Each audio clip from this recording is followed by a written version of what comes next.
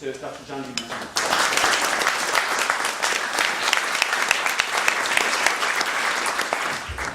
The first principle is that every human being has a set of values, a set of priorities that they live their life by.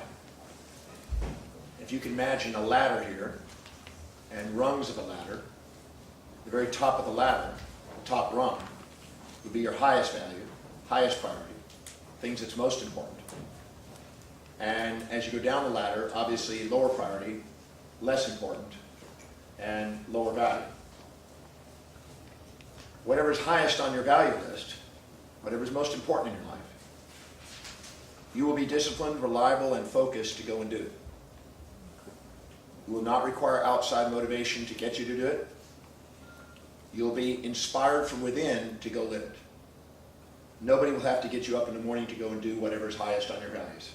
But as they go down the list of values, they have a decreasing probability of spontaneously doing it, and they require incentives and motivations from without to do the things that are lower on their values. And they tend to procrastinate, hesitate, and frustrate to do it. So anytime somebody sets congruent goals with those top values, they increase their leadership capacity. Because as they accomplish things, their certainty rises, and they expand their time horizons and the complexity in which they can handle things. But anytime they go down and set goals that are lower on their values, because they tend to procrastinate, they tend to not accomplish, they doubt themselves, and tend to not awaken leadership but followership. And they tend to subordinate people that they give power to. So our leadership capacity is directly proportionate to the degree of congruency between our highest values and our objectives. So just as a mother will notice things related to children, if one's highest values is service, then they will notice things in their environment that relate to service, and they'll capitalize and accelerate, and their eyes will literally be accommodative towards those things that activate service. So the hierarchy of one's values dictates one's sensory awareness and motor activities, and therefore their destiny. There's somebody in the world with a completely opposite set of values than you. The purpose of marriage is to prepare you to interact with him.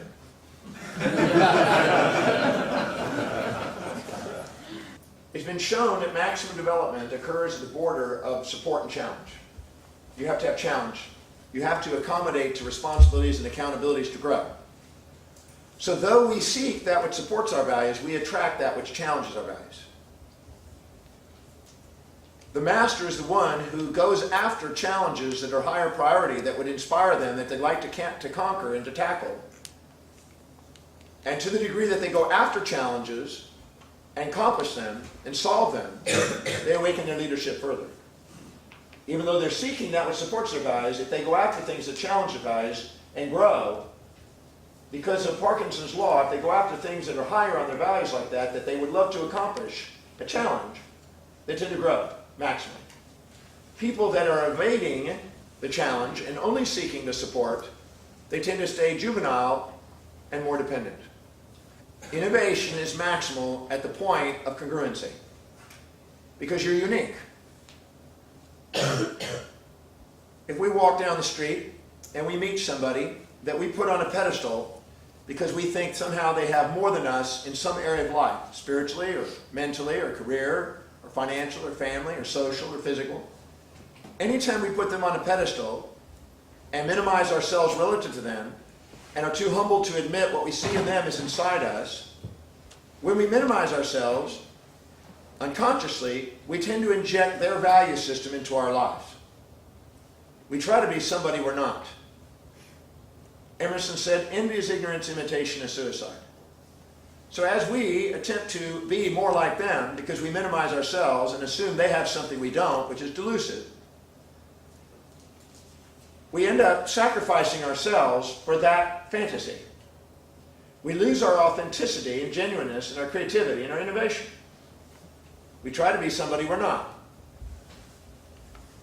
Albert Einstein said, my contempt for authority is what made me one.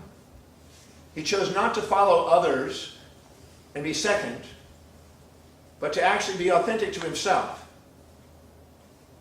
So if we are congruent, not only do we innovate, not only do we clarify our vision, not only do we go after bigger goals, but our time horizons and space horizons that we can manage, the level of the Peter principle that we can transcend, is basically increased by this process. So one of the most significant things in leadership is congruency, which means know thyself. It's truly amazing how fast a company can transform when people are inspired by what they do. Peter Lynch, who wrote in the 80s and 90s on economics, who was with Fidelity, said when he was going out qualitatively looking at companies to purchase as far as stocks, he said besides the quantitative analysis and techniques, he was interested in the quality of the people. He would go and visit the companies. And he noticed that the companies that he would invest in that would always make a profit are the people that had four things. They were grateful for their job. They loved what they were doing. They were inspired by the vision. And they enthusiastically worked. There's a vitality in the company.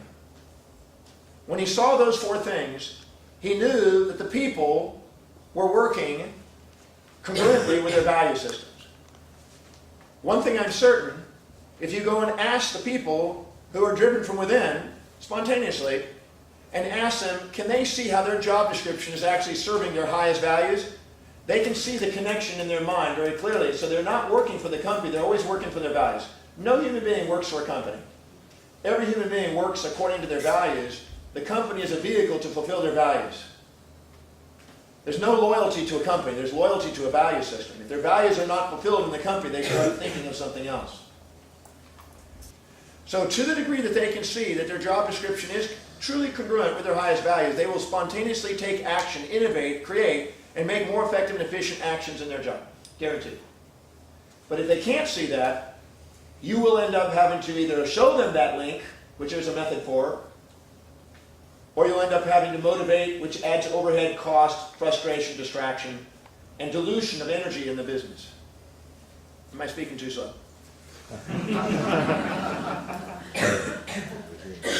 The art of communicating your values in terms of other people's values is the art of sales.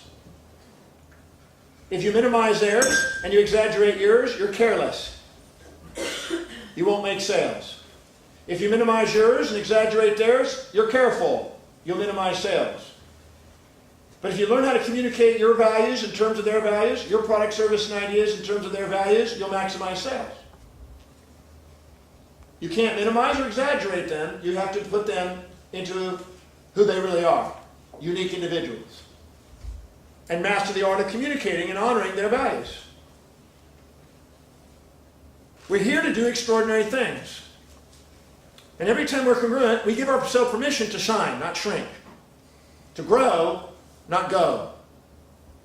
We undergo entropy and breakdown to the degree that we're not congruent. And we undergo negentropy or syntropy, as Fratopy describes, the second we're congruent. We add life. We bring order and organization to that which is highest on our values, and we draw and magnetize people like plants growing to the sun because of the order. People are drawn to us and magnetized to us to the degree that we're in order. And whoever has the most order and certainty, as I said, gets followers and leads and inspires. They're not followers of trends, they're creators of trends.